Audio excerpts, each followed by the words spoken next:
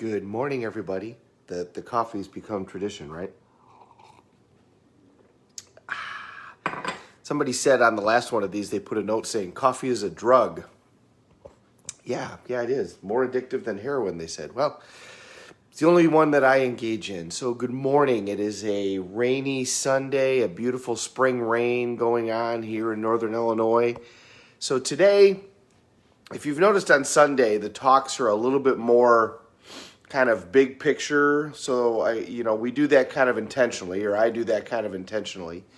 So today I want to talk to you about one of the keys that I think personally is a good idea, or is a way in order to have a happy life. And one of the times when we were talking, as we've been on this journey of over a month, I said, there's a difference between the science of achievement and the art of fulfillment. And achieving any result is a science. There's a pattern to do it. If you want to be wealthy, if you want to lose weight, if you want to be successful in business, there's a pattern to that. There's a system that you can find, and certainly there's tons of people that have already done whatever it is that you want to do. And if you do that same system, you'll get that same result. But you can achieve all kinds of stuff and not be happy. The way that you're happy is how you communicate with yourself. So, John Belushi, Janis Joplin, Robin Williams, Elizabeth Taylor, kind of dating myself, Kurt Cobain. These are all people that had massive success, but yet they were not happy. They were not fulfilled. John Belushi and Robin Williams, especially Robin Williams, is one of the greatest examples, I think, that you can bring up. Because not only does everybody know Robin, first of all, how successful was he? Well, he was ridiculously successful.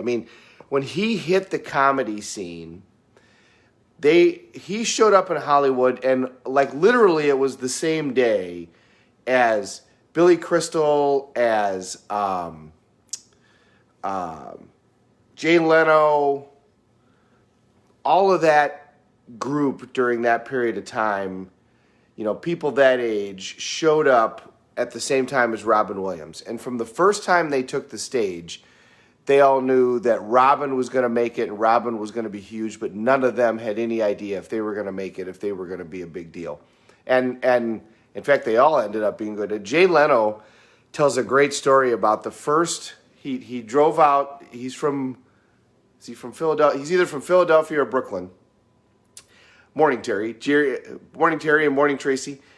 Jay Leno drives out to Hollywood, and the first 3 nights that he was there, he slept in the alley behind the comedy club which I can't remember if it was the Laugh Factory or which one it was, but he slept in the alley behind the comedy club because he had to sell his car and he didn't have anywhere to stay for the first 3 days. And the prostitutes were doing what they do in the alley. And he goes, as I laid there and slept, I thought to myself, is this really what my life is going to be? And then it wasn't long and he started working and things started going for him. But they would have to literally wait in line at the comedy club and then sign up to try to do open mic time. And as they did that, they would talk to each other and they would work on material, and they all became friends very quickly. And they all knew Robin was going to make it.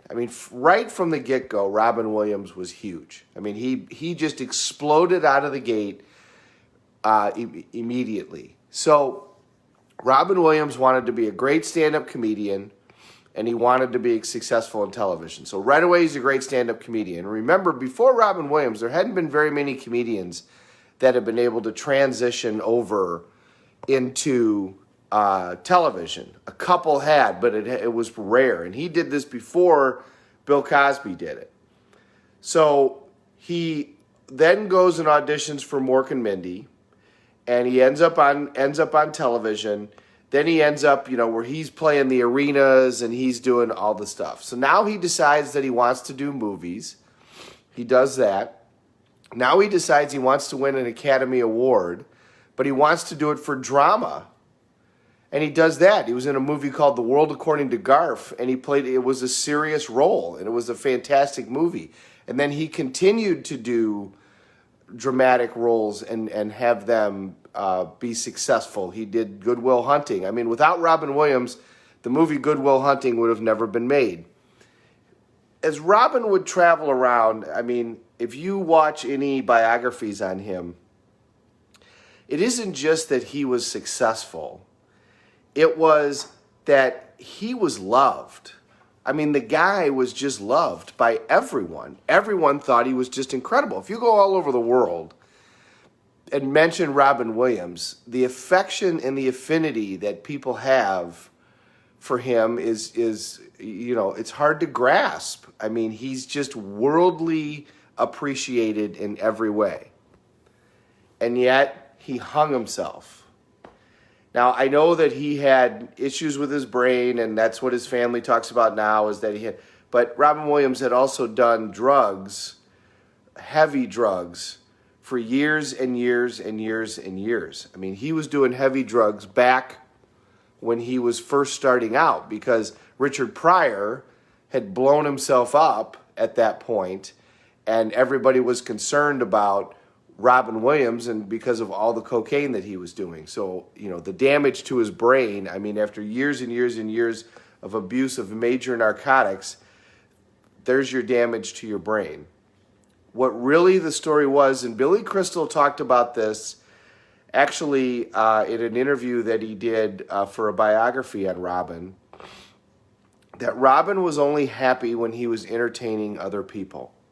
And that's really the only way that he knew to try to be happy, was because he was making other people laugh.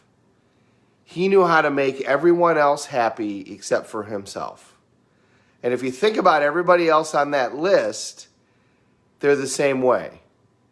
John Belushi is the same way. Janis Joplin was the same way. Elizabeth Taylor was the same way. Kurt Cobain was the same way. Kurt Cobain changed music forever with one song. And really that's what he wanted to do, but he couldn't handle the fact that he accomplished that, and he couldn't handle the success. And so away he went. So my message to you today is, start paying attention to the art of fulfillment side of achievement. We've gone through all kinds of things in order to get anything that you want. Quite frankly, now you've got all the material that you need in order to do that. There's always more distinctions to learn. I've listened to this stuff for 27 years, and every time I hear it, I learn something new because I'm in a different place in my life. And we'll keep going. We got lots more stuff to talk about. But for today, I just want you to think about, you've got to learn how to happily achieve as opposed to achieve and then become happy. People who think that when I get this result, then I'll be happy, it doesn't work that way. You would think that it would, but it doesn't. You have to learn how to communicate with yourself. You have to learn how to enjoy what you're doing while you're doing it. One of the ways that I would think about today, become a team player. And what do I mean by that? As you're climbing that ladder, take care of everybody else around you and do it in a way where you're not looking for anything back. Become a team player, learn to give and take care of others with your success. Number one, it's a great way to make you happy, and quite frankly, I think it's probably one of the few ways to make you happy. Number two, it will fuel your success, because as you start giving away, as you start doing things for other people, the whole random act of kindness, that's going to increase the positive relationship that you have with your success. See, money, if that's part of your success desires, money magnifies. Money doesn't solve your problems. And I'll probably do one of these things all on money. But money doesn't solve your problems. What money does is magnifies. It magnifies your life. So as we're getting ready to go on this ladder, and if money is one of those things that you want to take care of and resolve, if financial freedom is one of the things that you want in your life, then learn to manage your happiness now. Because if you don't, when the money comes, then it's going to be even harder to manage your happiness then. I know that sounds crazy. Trust me, I know what I'm talking about. So the way that you do all that, how you communicate with yourself. The way that you do all that is, forgiving yourself for your sins of the past, but take care of your team. Do something special for the ones that you love. Do something special for your spouse. Do something special for your kids. And take care of those around you as you're going on your way. It's going to create a positive response to the success that you're having. And at the end of the day, my opinion, I get the opportunity and the honor of managing people through terrible crises in their life, of being part of that process for them. People that have lost loved ones. You've heard me talking about this. When you run into an event like that in your life, all of the little things that we worry about all the time become completely meaningless. We spend so much of our day worrying about stuff that has nothing to do with anything in the end. William Shakespeare said, "Life is a tale told by an idiot, full of sound and fury, signifying nothing." Now, that's a little rough.